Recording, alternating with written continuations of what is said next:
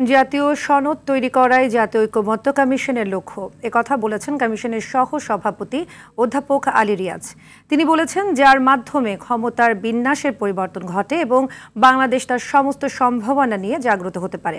সকালে সংসদ ভবনের এলডি হলে গণ অধিকার পরিষদের নেতাদের সঙ্গে বৈঠকের আগে এ মন্তব্য করেন তিনি।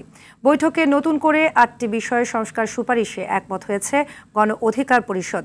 নাজমুল হুদার রিপোর্টে দেখুন বিস্তারিত।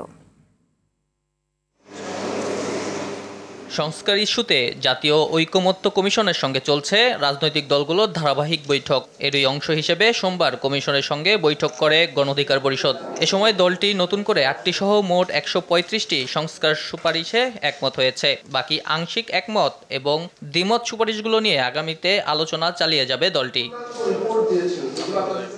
সংবিধানের মূলনীতির প্রশ্নে বহুত্ববাদের জায়গায় ধর্মীয় সম্প্রীতি প্রতিস্থাপন ও নির্বাচন পরবর্তী সংবিধান সংশোধন প্রক্রিয়ায় রাজনৈতিক দলের পাশাপাশি জনগণের সমর্থন রাখতে গণভোটের প্রস্তাব করে দলটি। সংবিধানের মূলনীতির প্রশ্নে বহুত্ববাদের বিষয় নিয়ে যেহেতু অনেক ধরনের মতভেদ তৈরি হয়েছে, সেখানে আমরা বলেছি যে এখানে ধর্মীয় সম্প্রীতি রিপ্লেস করা যায় বহুত্ববাদের পরিবর্তে।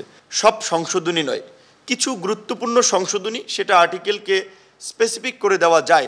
সেই আর্টিকেলগুলোর সংশোধনীর ক্ষেত্রে আপনার একটা গণভোট হতে পারে। এছাড়া সংসদ সদস্য নির্বাচনে বয়স ২৩ বছর ও নতুন দল নিবন্ধনের ক্ষেত্রে ন্যূনতম ৩ থেকে ৪ বছর কার্যক্রম থাকার ব্যাপারে প্রস্তাব দেয় গণ অধিকার পরিষদ। নির্বাচনের আগে গোয়েন্দা সংস্থা কিংবা বিভিন্নভাবে রাজনৈতিক দল তৈরি করে সুবিধার জন্য, বিভ্রান্তি তৈরি করার জন্য, সেই ক্ষেত্রে আমরা বলেছি ন্যূনতম ৩ থেকে ৪ বছর যেন এই নিবন্ধনের জন্য তাদের সক্রিয় কার্যক্রম থাকে। সংসদ সদস্য নির্বাচন করার ক্ষেত্রে ২৩ বছর বয়স করার দাবি জানিয়েছি।